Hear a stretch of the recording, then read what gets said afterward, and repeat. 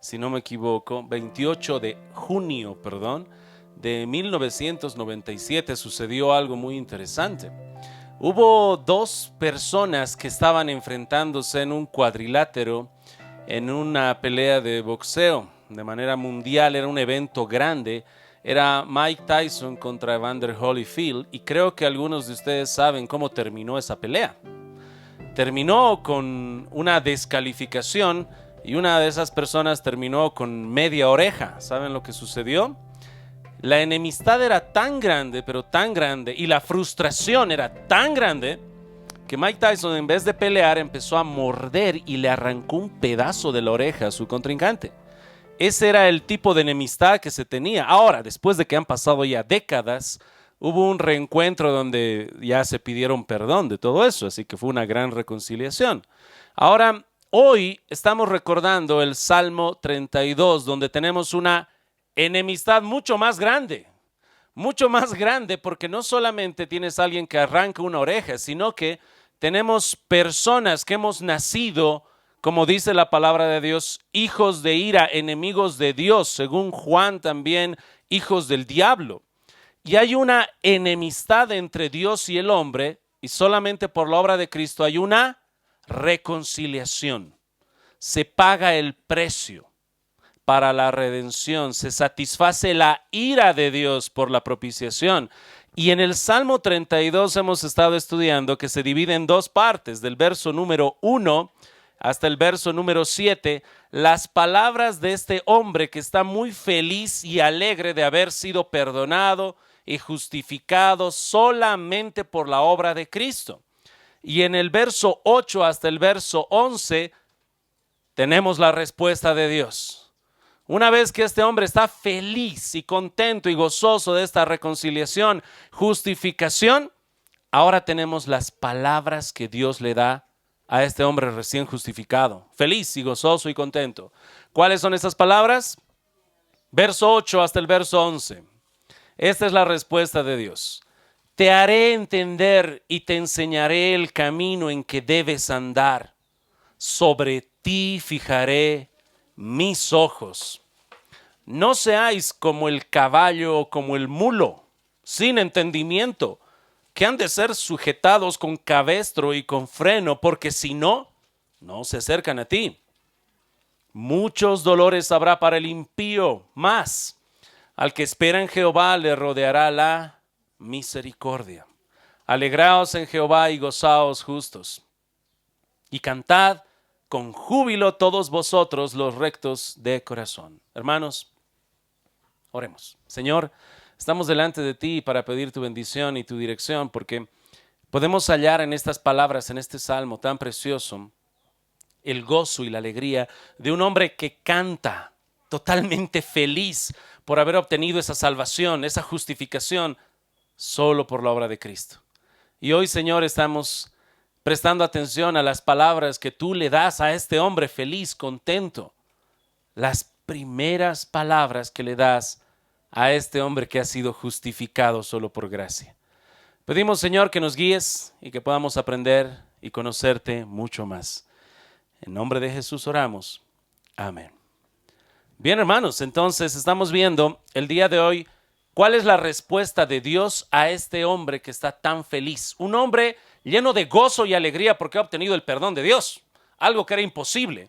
Y él acaba de darnos la descripción de cómo es este perdón, ¿no? La felicidad que él siente. Pero ahora vamos a ver, y en este mensaje, ¿qué es lo primero que Dios le va a decir a esta persona que ha sido justificada? Creo que aquí tenemos que prestar mucha atención todos nosotros. ¿Qué es lo que ahora Dios le va a decir? Y vamos a analizar desde el verso 8 hasta el 11.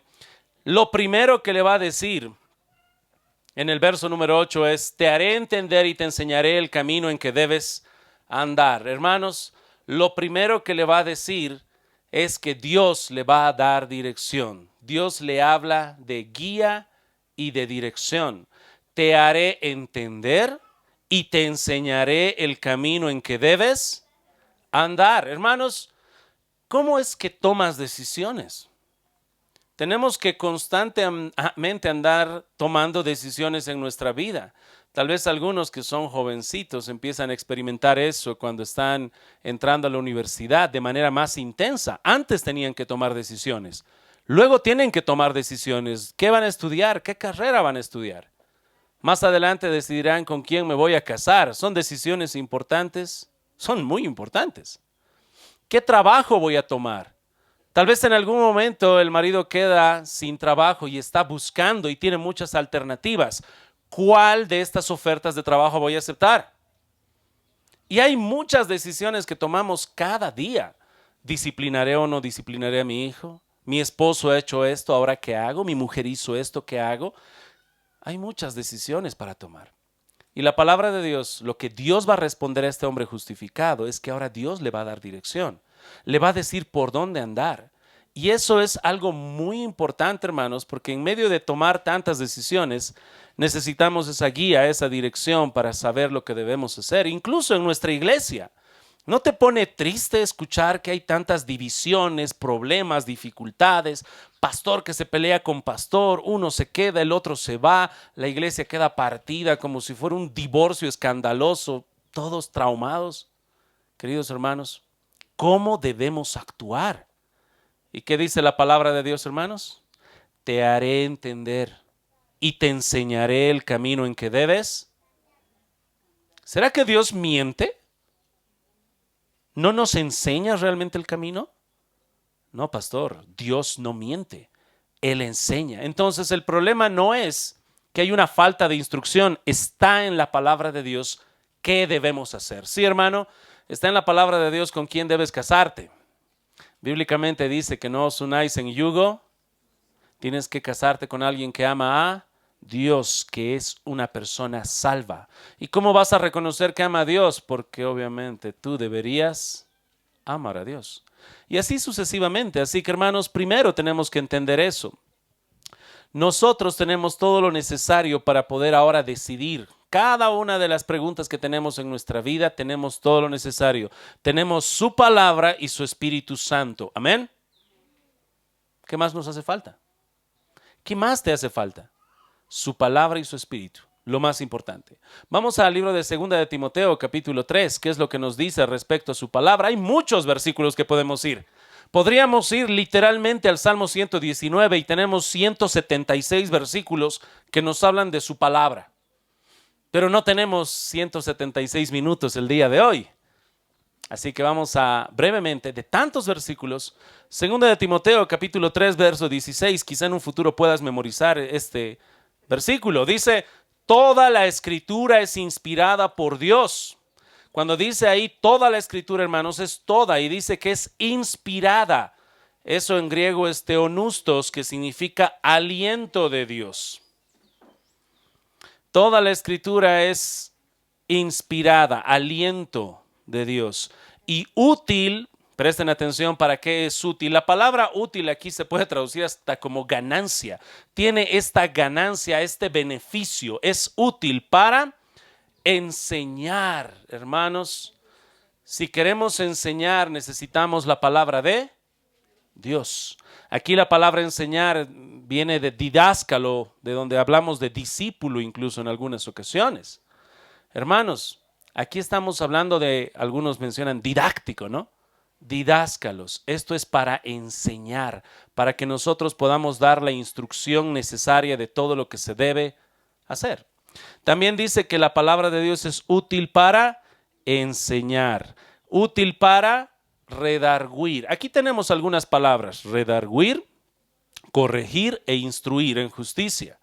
Simplemente haciendo uso del diccionario, si alguna vez tienes preguntas y dices, ¿qué significa cada una de estas palabras y cuál es la función?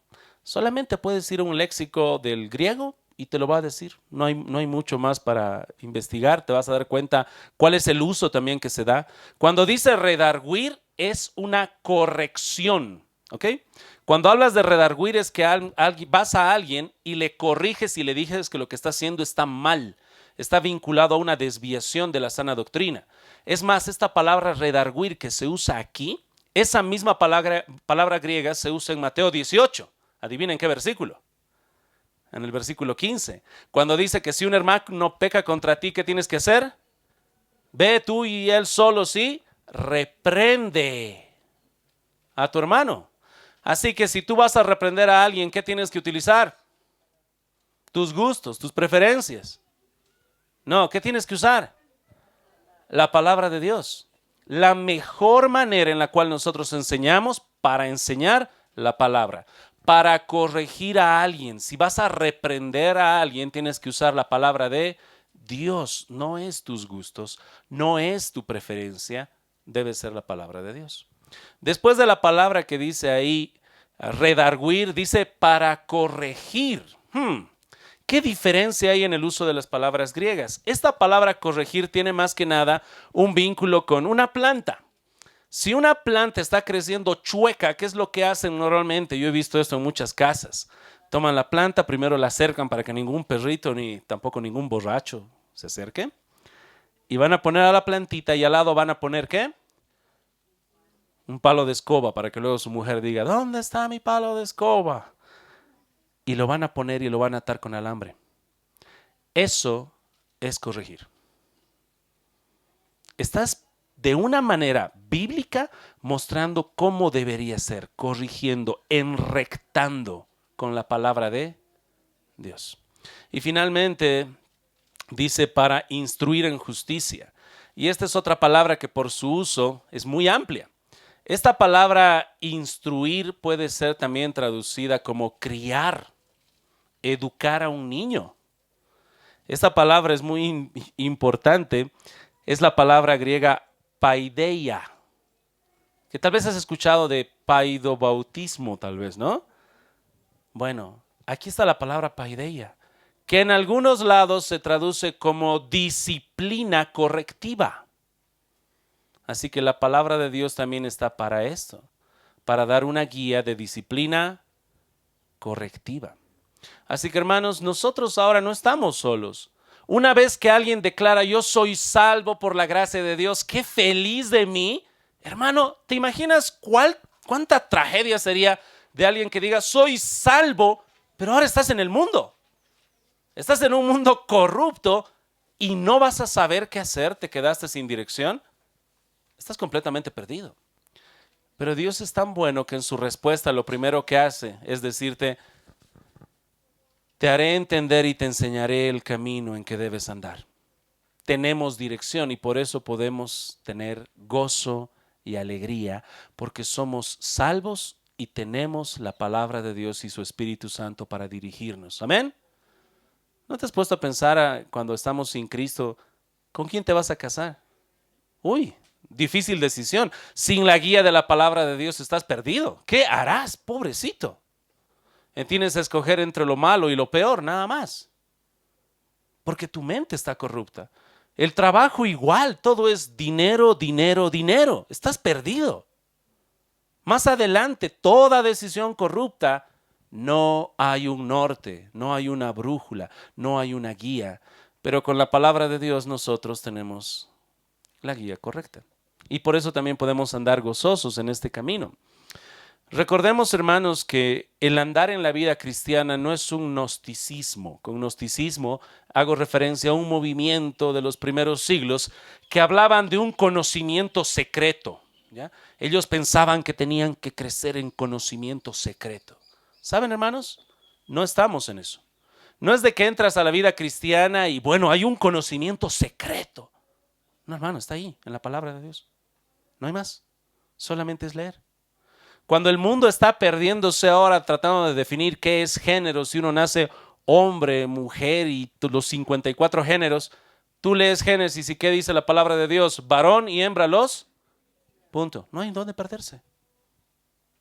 El resto de decisiones también, hermano, vinculada al trabajo, al matrimonio, ¿qué haré? No hay un secreto, está allí. En la palabra de Dios. Es algo muy claro, es algo obvio. Ahora la gran pregunta es cuando hay personas que se llaman cristianas y no están haciendo lo correcto, si tenemos que, en la palabra de Dios está todo claro, solamente hay dos opciones. O es ignorancia y no están leyendo la palabra de Dios, o hay una mala intención, o hay algo raro ahí que debemos nosotros cuestionar.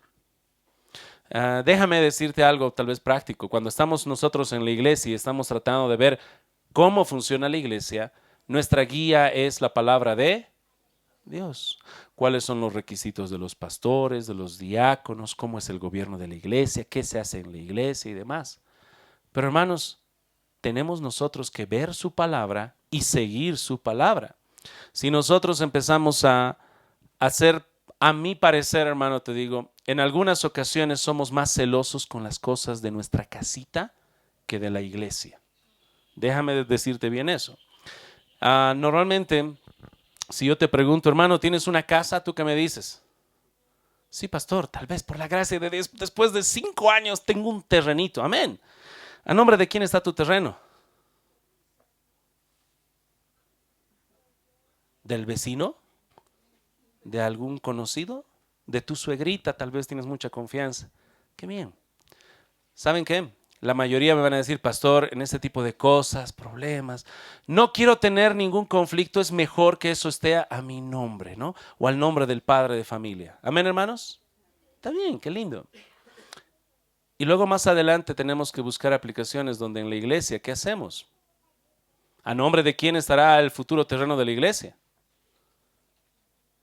Queridos hermanos, tenemos que actuar con una sabiduría cristiana, donde así como un padre de familia en lo más básico sabe que el tema económico es delicado y más vale que eso esté a nombre del padre de familia, de la madre, cuando tenemos una iglesia, nosotros de manera ordenada, por el Estado también, esa futura propiedad puede estar a nombre de la iglesia, que eso es algo correcto. ¿Dónde dice en la Biblia, querido hermano y hermana, es prudencia básica? ¿A qué me refiero con básica? A que si yo le pregunto a este hermano o hermana que tiene casa, te estoy garantizando un 90 y tantos % que no va a tener esa casa pagada a nombre de otra persona que confía. No, ¿cómo puede ser eso? Diría. Tiene que estar a mi nombre si ya está pagado. En la iglesia, hermanos, esto es sabiduría básica, no es un misterio. ¿Por qué no se hace? Déjame ser muy claro. Ignorancia o hay algo raro allí. Y en muchas áreas de la vida, hermanos, nosotros tenemos que actuar de la misma manera. Recibimos la guía de la palabra de Dios para que nosotros podamos estar guardando las cosas que le pertenecen a Dios. Y en este pasaje, ¿sabes por qué Dios nos da la guía? Porque somos su propiedad. Por eso nos da la guía. ¿Qué dice el siguiente esta pequeña porción del versículo 8? Dice a la parte final, sobre ti fijaré mis ojos. ¿Por qué está Dios poniendo sus ojos fijos en este hombre recién justificado? Porque es su propiedad. Está para guardarlo, para cuidarlo y para pedirle rendición de cuentas. Nosotros en Bolivia tenemos un dicho que se llama, o bueno, que se pronuncia así, ojo al charque. ¿Qué significa ojo al charque? Tal vez algunos no conocen.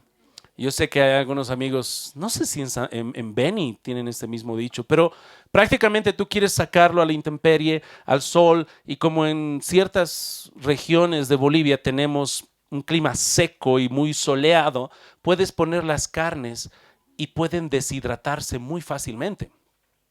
Pero hay que tener ojo al charque porque hay muchos perritos y gatitos por allí, así que es ojo al charque. Atento, cuidado. ¿Sabes qué nos está diciendo Dios acá?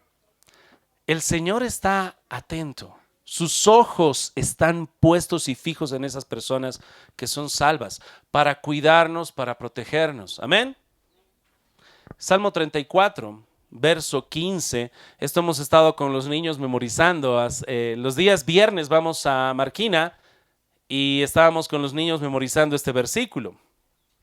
Este versículo, ¿qué dice? Los ojos de Jehová están sobre los justos y atentos sus oídos al clamor de ellos. Querido hermano, te animo a que puedas anotarte con nuestro hermano Wilfredo para ir a Marquina. Pero hubieras visto el gozo de los niños cuando les hablaba y les decía, ¿no?, que el pueblo de Israel estaba cautivo en Egipto y Dios envió a Moisés para poder liberarlos. y los liberó. Amén. ¿Saben por qué? Y los niños respondían. Bueno, al principio no, tenían que aprender. ¿Saben por qué? ¿Por qué? Porque los ojos de Jehová están sobre los justos. ¿Quiénes son los justos según el Salmo 32 que hemos estudiado? Aquellos que ahora son justificados solamente por la fe en Cristo Jesús. Los ojos de Jehová están sobre los justos y atentos sus oídos al clamor de ellos. Y por eso los liberó. Y luego más adelante hubo más conflicto y más problema y Dios levantó a David cuando había un gigante que se burlaba y Dios los libró. Amén. Y a los niños preguntándoles, ¿por qué los libró? Porque los ojos de Jehová están sobre los justos y atentos sus oídos al clamor de ellos. Tan lindos. Y el último ejemplo. Esto estaba en el manual de niños deseando a Dios de John Piper, donde estaba el pueblo ahora acorralado porque habían venido los asirios para invadir. Así que adentro estaban padeciendo hambre y en medio de esa gran guerra que los estaban sitiando y el pueblo de Dios estaba allí, ¿qué sucedió? ¿Y saben qué sucedió, niños? Fueron presos, cautivos, muertos y se los llevó el ejército presos. ¡Oh! Y los niños no podían creerlo. Pero pastor, ¿y el versículo que los ojos de Jehová están sobre los justos? Y les dije, ¿sabe qué pasa, niños? Que ese pueblo no estaban justos, no eran justos. Habían dejado y abandonado a Dios. Y la Biblia nos dice que los ojos de Jehová están sobre los... Ellos no eran justos. Cometían idolatría. Tenían doble relación con Dios y con el diablo o los Baales. Así que Dios cumplió su palabra. Los ojos de Jehová están sobre los justos y atentos sus oídos al clamor de ellos, no de estos otros. Así que, ¿qué tenemos que hacer? Y los niños estaban aprendiendo. Hay que ser justos. ¿Y cómo somos justos? Creyendo a Dios. Creyendo en el sacrificio de Cristo. Un creer genuino. Así que, hermanos, en este verso que está diciendo ahí de manera clara, sobre ti fijaré mis ojos, es un vínculo doble, hermanos, porque es una mirada de protección, pero también es una mirada de rendición de cuentas. Está entonces Dios ahora atento a ellos para cuidarlos, para protegerlos, pero también para pedir cuentas de qué van a hacer.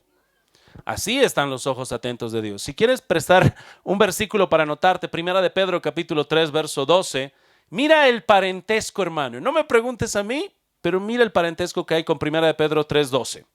Porque los ojos del Señor están sobre los justos y sus oídos atentos a sus oraciones, pero el rostro del Señor está contra aquellos que hacen el mal. Hermanos, vamos a rendir cuentas. Dios escucha tu clamor. Cuando tú clamas en tu cama o cuando estás en un cuarto, nadie te escucha. Dios escucha. Pero Dios también escucha cuando maldices, cuando te quejas, cuando murmuras. Sus ojos también están atentos, sus oídos están atentos, sus ojos te ven. Y vamos a rendir cuentas de todo lo que estamos haciendo. Porque el hablar de que somos justos habla de que nosotros le pertenecemos a Dios. Todo lo que tú tienes le pertenece a Él. Por eso está atento. Recuerda la frase que te dije, ¿no? Ojo al charque. ¿Por qué estás atento? Porque es tuyo. Es tuyo. Además vale que lo cuides. Es algo valioso. ¿Saben, hermanos? Todo lo que eres, lo que posees, le pertenece a Dios. Por eso Él está atento. Tú pasas a ser su propiedad. Y todo lo que tienes también pasa a ser su propiedad. ¿Cómo reconocemos entonces eso? Porque fácilmente nuestro corazón dice, amén, yo soy su propiedad y todo lo que tengo es suyo. Amén. ¿Sabes dónde puedes o cómo puedes poner a la prueba si realmente crees eso? Cuando Dios te quita algo. Yo le pertenezco. ¿Y si te quita la salud? ¿Y si te quita la bicicleta? Murmuración, enojo. Y vamos a hablar de temas más delicados. ¿Qué pasa si te quita un hijo? Esos son momentos donde que el Señor nos fortalezca para crecer, pero Él ya nos está adelantando todo eso. Como Job, que le quitaron todo, ¿y qué dijo él? El Señor dio, Jehová quitó, sea el nombre de Jehová bendito. Y hermanos, si quieres reconocer que eres propiedad y todo lo que tienes es propiedad suya, es cuando Dios te pide esas cosas, el corazón con el que das. Así que hermanos, nosotros vamos a rendir cuentas también. Por eso dice el verso 8, sobre ti fijaré mis ojos. ¿Qué más dice Dios a este hombre que es feliz? ¿No? Hermanos, primero antes de que pasemos, ¿por qué somos gozosos ahora? Porque los ojos de Dios están sobre nosotros, somos su propiedad. Así que estamos felices y contentos porque Él nos cuida y nos protege. Podemos andar confiados y alegres porque Él nos protege. Recordemos algo, yo sé que ahora muchos están casados, tienen familia, tienen responsabilidades y prioridades y objetivos. Déjenme decirles algo. ¿Cómo era la vida de niños? Cuando ustedes tenían 10 años o menos, muchos de ustedes me pueden decir, papá, bueno, pastor, yo tenía papás que eran muy buenos y nada me faltaba. Yo iba al colegio, volvía y había comida. Le decía a mami carne, me traía carne, leche, me traía leche, fruta, me traía fruta. No me faltaba nada. Ahora ya soy grande, viejo, abro mi refrigerador, está vacío. No sé a quién quejarme. Saben, hermanos, cuando uno es creyente, los ojos de Jehová están sobre ti. Él te cuida y te protege. Puedes descansar en Él. Pero también vamos a rendir cuentas. ¿Cómo puede traer gozo y alegría el rendir cuentas? Hermano, número uno, si tú estás obedeciendo al Señor, estás viviendo en arrepentimiento y estás por la obra de Cristo firme, no temas a rendir cuentas, porque es por la obra de Cristo que tú serás aceptado. Amén. Y ahora sí pasamos al siguiente punto, que es, ¿qué más habla Dios? Dios le habla de obediencia genuina. Mira, tenemos que obedecer, pero hay una diferencia de obedecer por la ley y con los mandamientos como si fueran cargosos y otro obedecer que es un obedecer con muy buen corazón. Yo tengo hijos al igual que ustedes y alguna vez mis hijos me dijeron, papá, ayúdanos por favor, queremos descansar y mamá mucho nos pide ayuda y ayuda y ayuda, ¿no? Y yo estoy entre, ¿me saco el cinturón o les hablo? Y digo, les hablaré. No puede ser esa actitud, hay algo raro. Y lo primero que se me viene es, ¿por qué les pide ayuda a su mamá? A ver, vamos, un paso extra. ¿Quieres descansar, verdad, hijo? ¿Verdad, hija? Sí, quiero descansar. Pregunta, ¿a qué hora descansa tu mamá? ¿Se han dado cuenta que su mamá hace esto, hace aquello, hace todo? Y cuando llegan las 10 de la noche, recién puede descansar, si es que no le dicen algo. Sí, ok. Entonces ahora, ¿por qué no le ayudan un poquito? Porque ella necesita ayuda. Y después, yo le voy a decir también para que puedan descansar ustedes en el día. Pero quisiera que veas a tu mamá toda esforzada y trabajada y le ayudemos de buen corazón. Podría haber sido para mí fácil simplemente sacar la vara de disciplina y decir, vaya a ayudar a su... No, yo quiero que ayude, pero que vea. Cierto, yo me preocupo de mi descanso, pero ¿quién se preocupa del descanso de ella? Que con un corazón genuino ayuden, no solo por ayudar. ¿Y qué es lo que quiere Dios aquí? Mira en la obediencia lo que dice en el verso número 9. No seáis como el caballo o como el mulo sin entendimiento, que han de ser sujetados con cabestro y con freno, porque si no, no se acercan a ti. Solamente Dios puede decirnos a nosotros caballos y mulos, y nosotros escuchamos y decimos, sí, no seas como el caballo y el mulo. ¿Cómo obedecen ellos, hermanos? Con un cabestro. ¿Sabes qué se hace con los caballos muchas veces en la guerra? No sé si tú has visto que a muchos caballos les ponen un visor para que no vean. ¿Sabes por qué? Porque cuando vean el fuego y todos los conflictos que hay de guerra y el jinete les diga, para allá, ellos obedezcan. Sin saber para dónde van, pero que obedezcan. No seas como el caballo y como el mulo. Dios quiere que lo obedezcas con entendimiento. En otras palabras, si algún pastor te dice, obedece porque yo lo digo, no vayas ahí. No le escuches. Dios se deleita en la obediencia con entendimiento, que tú sepas confiar en Él y las razones bíblicas que te ha dado. Que tú analices, que tú veas. Vamos a Romanos capítulo 12, ¿qué es lo que nos dice la palabra de Dios con respecto a esto? Romanos capítulo 12, verso 1 y 2. Así que, hermanos, os ruego por las misericordias de Dios que presentéis vuestros cuerpos en sacrificio vivo. Hermanos, si alguna vez te has preguntado a algunas personas, pastor, ¿por qué levantan la mano? Algunas de ellas me han llegado a decir que la acción de levantar las dos manos, ya sea al orar o al alabar, simbólicamente están como diciendo, te ofrezco mi vida en sacrificio. ¿Ya? Ahora mira lo que dice aquí. Se nos ruega que ofrezcamos nuestros cuerpos en sacrificio vivo, santo, agradable a Dios, que es vuestro culto racional. Es un servicio, un culto racional, no emocional. Y si quieres analizar la palabra griega espectacular, puedes ir por favor a un léxico y buscar cómo allí vas a encontrar la palabra racional de su manera más cruda. Te habla de lógica. No es algo emocional. Quiere nuestro cuerpo en sacrificio vivo, santo, agradable, en un culto, en un servicio racional. Verso 2, no os conforméis a este siglo, sino transformaos, ¿qué dice? Por medio de la renovación de vuestro entendimiento.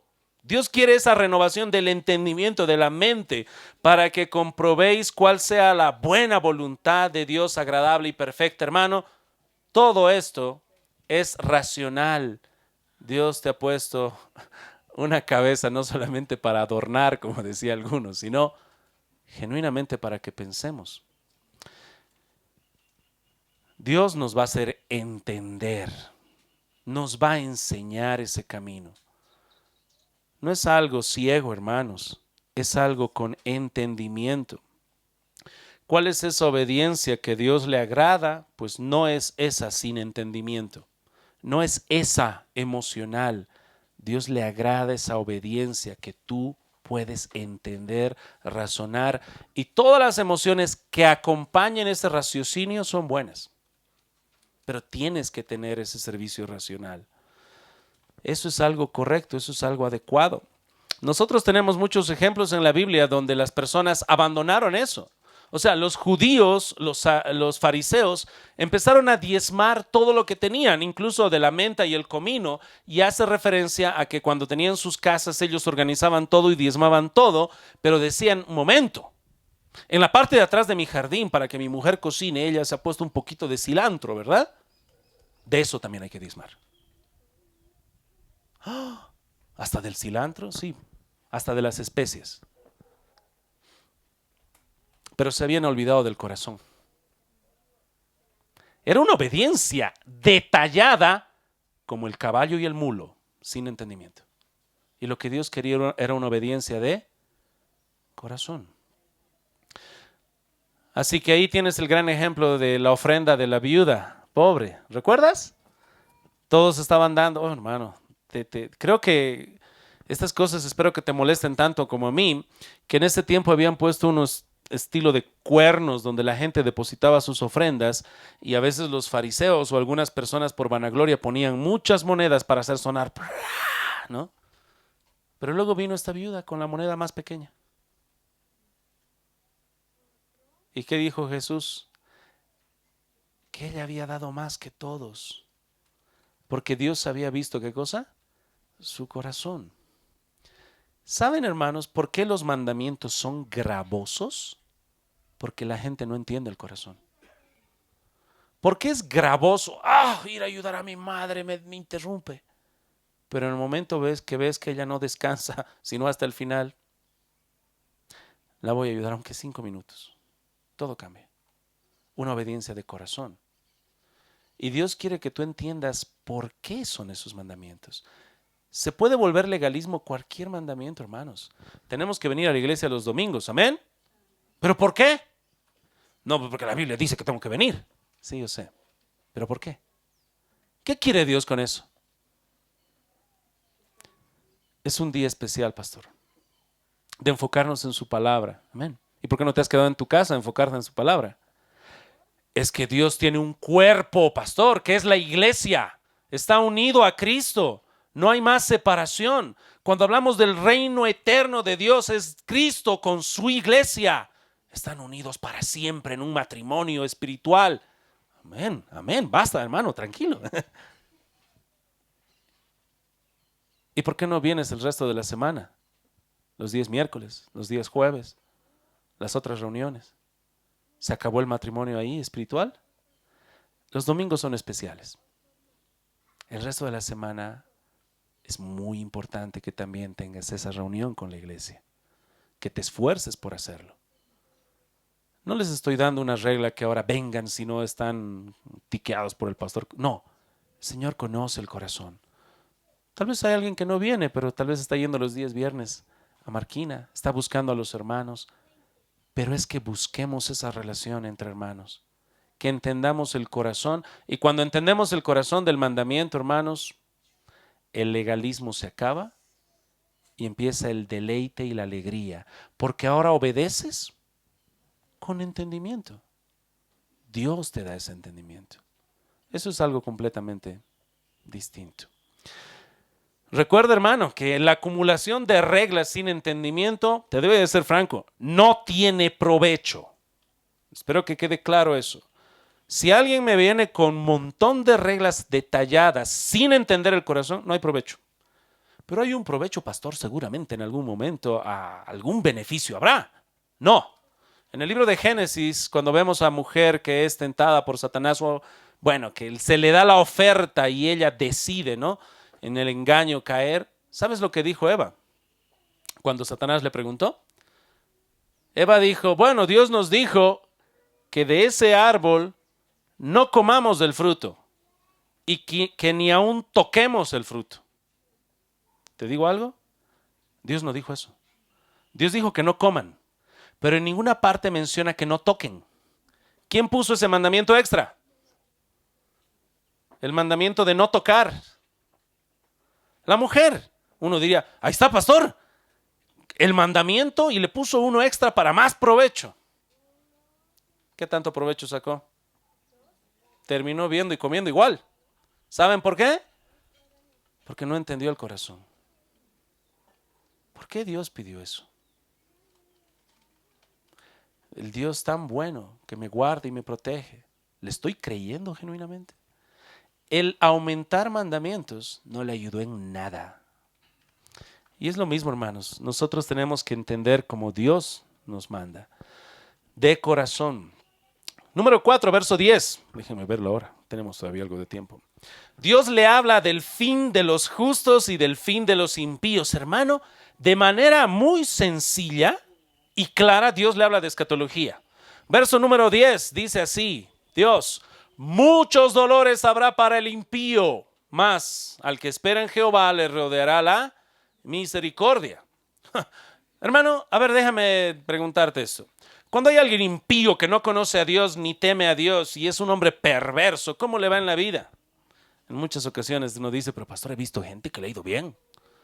Se ha ido hasta su cementerio, usted tiene que ir a ver dónde está él. Parece una casa minimalista donde lo han puesto en su panteón. ¿Dónde se cumple esto? Que muchos dolores habrá para el impío. Hermano, esta es una garantía porque cuando tenemos el juicio final, ¿qué esperan para los impíos? En el contexto de Salmo 32, ¿quién es el justo? Aquel que ha depositado su fe en Cristo. ¿Quién es el impío? Aquel que no. En el juicio final, ¿qué le espera? El juicio, el tormento, el lago de fuego eterno. Por eso dice esto, de manera escatológica, muchos dolores habrá para el impío, mas al que espera en Jehová le rodeará la misericordia. Dios quiere hacernos ver un poco del futuro y lo que sucede. Esos dolores son genuinos, hermanos. A veces solamente no meditamos demasiado en ellos. Por alguna razón tenemos eso, o sea, queremos evitar esos pasajes más oscuros. Cuando estaba en Argentina, me dieron el privilegio de trabajar con los niños en la iglesia de Carapachay. Y cuando me dijeron, esta es tu primera lección, hubieras visto mi cara de alegría, voy a enseñar a los niños, era Elías contra los profetas de Baal. Así que era mostrarles cómo Elías estaba enfrentándose a estos 450 profetas de Baal que empezaron a ponerse una prueba, ¿no? ¿Quién hacía descender fuego del cielo y consumir la ofrenda? Y todos estos profetas de Baal se sajaron, se cortaban, gritaban y no vino nada. Al final, ¿qué hizo Elías? Bueno, aparte que hizo un ritual de que tenían que echar agua sobre la ofrenda y la leña, ¿no? Al final oró a Dios. Vino fuego del cielo, consumió toda la ofrenda, lamió el piso. Y entonces dijeron, bueno, pues ahora ya saben quién es el verdadero Dios. Traigan a estos profetas de Baal, los llevaron al río y ahí los degollaron a los 450 profetas de Baal. Ejercicio de matemáticas, hermanos, ayúdenme ustedes. ¿Cuánto tiempo toma degollar un profeta de Baal? Pastor, yo gallina sé cortar cabezas, pero tal vez algún carnicero aquí, un chanchito.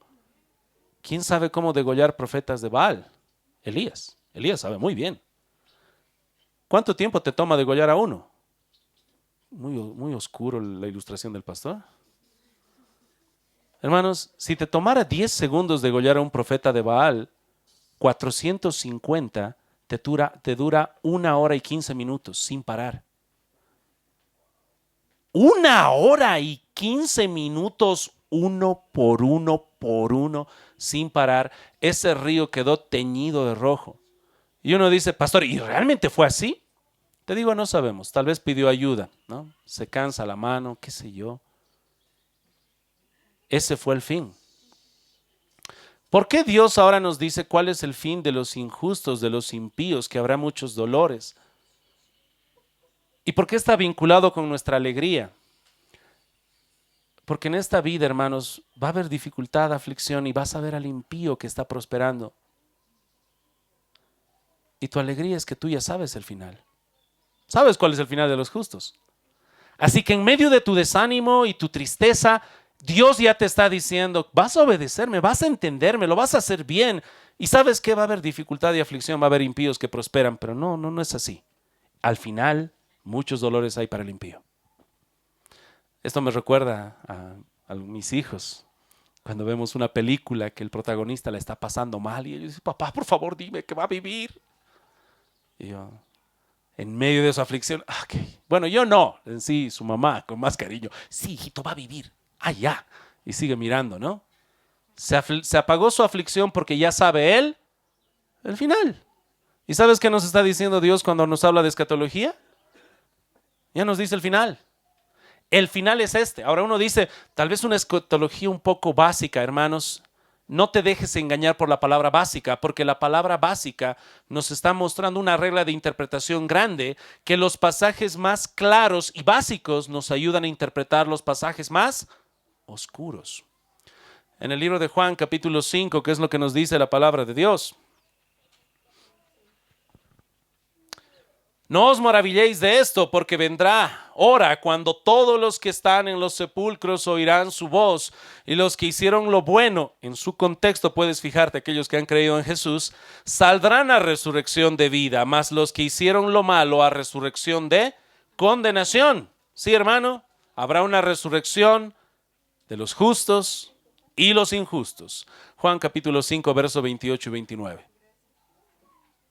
Así que Dios ya nos dice el final. ¿Para qué? Para que cobremos aliento y ánimo. Esto es algo importante, hermanos, porque esta semana les estaba mencionando a unos hermanos. ¿Sabían que va de la mano? Son compañeros medio extraños. La tristeza, el enojo y el asesinato. Porque cuando se rechazó la ofrenda de Caín, ¿qué pasó? Cuando se rechazó la ofrenda de Caín, ¿qué sucedió, hermanos? Mató a su hermano. No, hermanos, antes, ¿qué pasó? Dice que decayó su... Estaba triste. Y de triste airado. Y de airado asesino. ¿Qué pasa con un creyente que ve al impío prosperar y esa tristeza puede llevarlo a la envidia, a la avaricia o aborrecer a esa persona? Esto, hermano, nos evita todo eso. En el momento de nuestra tristeza podemos ver el final y estar confiados. Y va a haber mucho de eso, hermanos.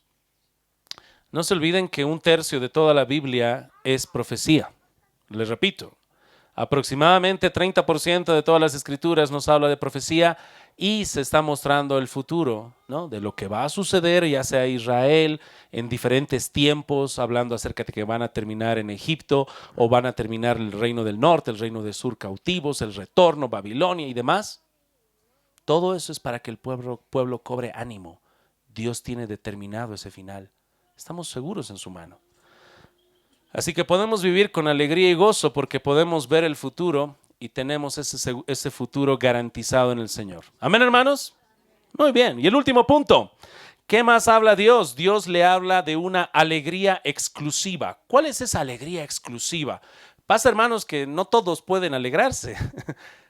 Solamente es para un grupo en especial. ¿Qué dice la palabra de Dios? Alegraos en Jehová y gozaos justos. ¿Quiénes son esos justos? Versículo 1 y 2. Aquellos que han sido sus pecados perdonados y limpiados, no por obras, solo por gracia. Así que dice que se alegren y se gocen los justos. Y el verso 11 al final, y cantad con júbilo todos vosotros, ¿quiénes? Los rectos de corazón. En referencia una vez más a que ahora son salvos por la obra de Cristo y toda la rectitud que tienes tú es la rectitud de Cristo que se ha aplicado a ti. Así que solamente se alegran ¿quiénes? Solamente se gozan ¿quiénes? Solamente cantan de gozo los que son salvos. El resto de cosas, hermanos, se pierden, tan rápido se pierden. No puedo revelar nombres, pero me da mucha tristeza. Personajes que son famosos. Solo te voy a decir eso. Tiene mucha fama. Tiene mucho dinero. Es un deportista muy reconocido, de calidad, de prestigio. Tiene su esposa y sus hijos, que recientemente salieron resultado de que esos hijos ya no son suyos. ¿Qué haces cuando te enteras de que tus 2 hijos de 6 a 8 años no son tuyos? ¿De qué te sirvió todo eso? Hermanos, en esta tierra todo lo que vemos se va a quemar. Es por eso que la verdadera alegría viene enfocada en la salvación. Alegraos, gozaos, cantad de júbilo los justos. Porque la salvación que tenemos no se pierde, no se marchita, no se desgasta, no te la pueden robar. Es una salvación eterna. Amén. Y es exclusiva también en Jehová. Y quiero repetir eso. Dice, alegraos en Jehová. Es diferente alegrarse en Jehová que alegrarse en las cosas que da Jehová. Creo que a las mamás les vamos a hacer aplicar esto ya que se acerca el Día de la Madre. Mami, hay una gran diferencia entre te amo mucho, y una gran diferencia, mamita, amo tu cartera y lo que sacas de ella. Un rato, ¿me amas a mí o amas la cartera de mamá? Es lo mismo. ¿Te regocijas en Jehová o en lo que Jehová te da? ¿Qué hace especial el cielo? Si alguien muere y fallece el día de hoy, salvo por la obra de Cristo, se va al cielo. Ciudadano celestial, pues al cielo, hasta que Cristo establezca su reino aquí en la tierra. ¿Amén? ¿Qué es lo especial del cielo? ¿Sabes lo que es especial del cielo? Él, nuestro Dios. Eso es lo especial. El resto de cosas van a ser lindas, hermosas, aquí en la eternidad. Lo especial es Él. Eso es lo especial. Sin Él, todo ese cielo es basura. Él es lo especial. Eso es lo que nos muestra el salmista. Esta alegría y gozo son exclusivos de los salvos y es en Jehová. Y aquí hay que tener mucho cuidado porque el mundo, te digo algo, le va a poner el mismo nombre, Jehová, como hay testigos de Jehová, o le van a poner Jesús, como hay muchos falsos maestros que andan diciendo en el nombre de Jesús 50 veces, blasfemando el nombre de Dios, y no conocen a Jesús. Y esto no es algo nuevo. Resulta que cuando Moisés fue a recibir las tablas de la ley y regresó, ¿qué sucedió, hermanos? Habían construido, ¿qué? Un becerro de oro. Pregunta, ¿qué nombre le pusieron a ese becerro de oro? ¿Qué nombre le ponemos al becerro de oro? Hermanos, le pusieron de nombre Jehová. Éxodo, capítulo 32, verso 5. Y viendo esto, Aarón edificó un altar delante del becerro y pregonó a Aarón y dijo: mañana será fiesta para Jehová. ¿Pero no le hicieron la fiesta al becerro? Sí. Y el día siguiente madrugaron y ofrecieron holocaustos y presentes y ofrendas de paz. Y se sentó el pueblo a comer y a beber y se levantó a regocijarse en ese becerro de oro que le llamaban Jehová. De la misma manera hoy hay muchas iglesias, muchas falsas iglesias. Jesús, Jehová, Jesús, el Padre, el Dios soberano, pero genuinamente no lo conocen. Y nuestro llamado es a gozarnos en Jehová, y para gozarnos en Jehová tenemos que conocer a Jehová, conocer a Jesús, conocer a Dios, conocer al Padre, quién es realmente, y eso es a través de su palabra. Déjame contarte algo antes de que se me termine la hora. Cuando nosotros estábamos en el club de jóvenes y imagínate al pastor 20 kilos menos y el resto de jóvenes compartiendo y alabando a Dios, le decía a mi esposa, el encargado del club de jóvenes le puso nombre al club, se llamaba Club de Jóvenes Nesher o Nesher, ¿ok? Nesher. Y yo alguna vez pregunté con su bandera y todo, ¿qué significa Nesher? ¿Quién sabe? Menos mi esposa, que ya le he dicho. Y eso nos dijo el líder. Es una palabra hebrea que significa, ¿saben? Que significa águila. Así que somos el club de jóvenes águilas. Pero vaya a ser mi sorpresa que cuando uno anda estudiando y viendo, que es tan fácil ahora buscar, ¿no? En Bible Hub puede ver la Biblia interlineal y ves ahí la palabra águila y pones el hebreo Nesher muy bien, pero ahí dice, momento, no dice águila, dice buitre. ¿Y por qué dice buitre? No somos club de jóvenes los buitres. Espero que no haya ningún cambita aquí que nos diga los suchas, tal vez, parecido, ¿no? Los buitres. Hay una gran diferencia. ¿Pero por qué? No, resulta que en el hebreo genuinamente hace referencia a un buitre y en el contexto del pueblo de Israel en ese tiempo, esos buitres eran aves majestuosas también. Se las veía a veces como sucias que comían obviamente lo muerto, pero también se les veía en esplendor sus alas, su pico, cómo renovaban sus plumas. Incluso en cierto aspecto hasta se las creía muy importantes porque ponte a pensar esto, comen lo podrido de lo más podrido y se mueren, se enferman, porque tienen un estómago con jugos gástricos tan fuertes que eliminan cualquier cosa dañina. Así que en cierto sentido eran muy majestuosas, pero cuando han hecho las traducciones para obviamente las Américas, han dicho, bueno, nos renovarán sus fuerzas como los buitres. Y todo es un momento. Creo que eso hay que traducirlo un poquito más amigable para nuestros oídos. Águilas, ¿no? Pero en sí es buitres.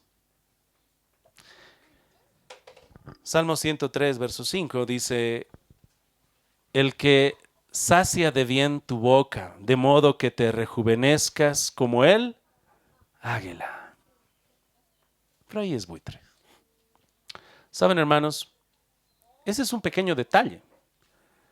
¿Cuántas cosas hay que se nos ha dicho de Jehová, se nos ha dicho de Jesús, pero nosotros tenemos que leer y conocerlo genuinamente como es Él, en su ira y en su gracia? Y ese es un punto brevemente que voy a tocar.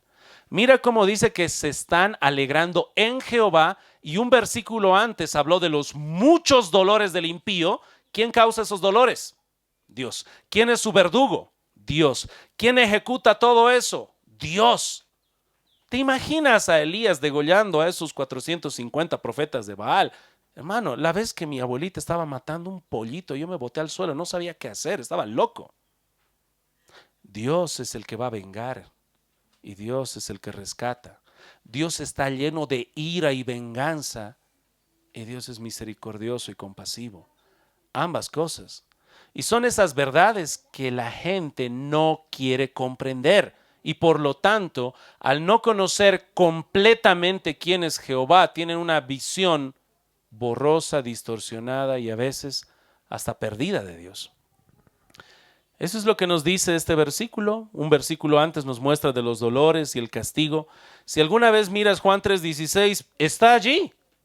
Porque de tal manera amó Dios al mundo, ¿verdad? Y el énfasis es el amor. Amén. Amó Dios al mundo, que ha dado a su Hijo unigénito para que todo aquel que en Él cree no se pierda, mas tenga vida eterna.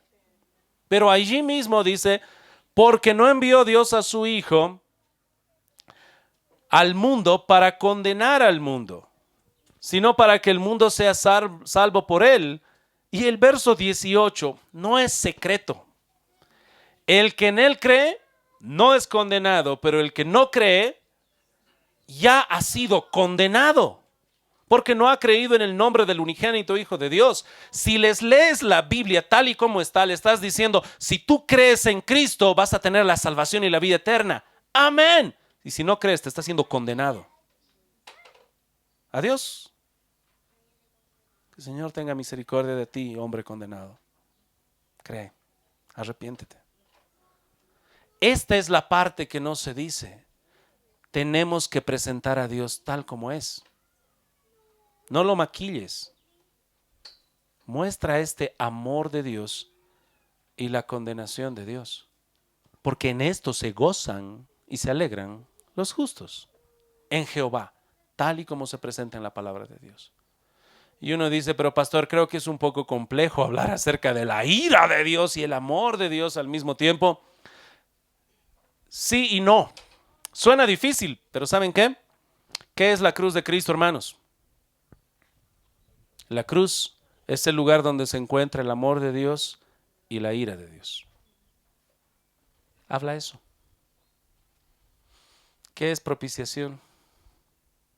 Que Dios ha satisfecho su ira que debía caer sobre nosotros, sobre Cristo. Y eso que parece prohibido, hablar de la ira, se convierte en hermoso cuando le dices, si crees en Cristo, toda esa ira no caerá sobre ti. Es sobre Cristo. Y ese es el mensaje que debemos proclamar, hermanos. Estas personas son ahora alegres y gozosas porque su alegría es por su salvación, es en Dios. Y vamos a andar como creyentes creciendo en gozo y alegría. No quisiera que podamos estar pasando 5 años como creyente, 20 años, alguien aquí 30 años, 40 años de creyente, amargados. Es un camino gozoso, por eso empieza el Salmo, bienaventurado, feliz, chocho, gozoso, alegre, feliz, recontra feliz. Aquel cuyos pecados han sido perdonados, ¿no? Su transgresión ha sido cubierta. ¿Sabes cómo crece eso? Crece a través de los años porque entiendes más quién es Dios. Así que tu conocimiento de Dios crece para arriba. Y tu conocimiento de ti y tu pecado crece también, viendo cuán profundo y oscuro es tu pecado y cuánto te perdonó en el pasado, en el presente y en el futuro.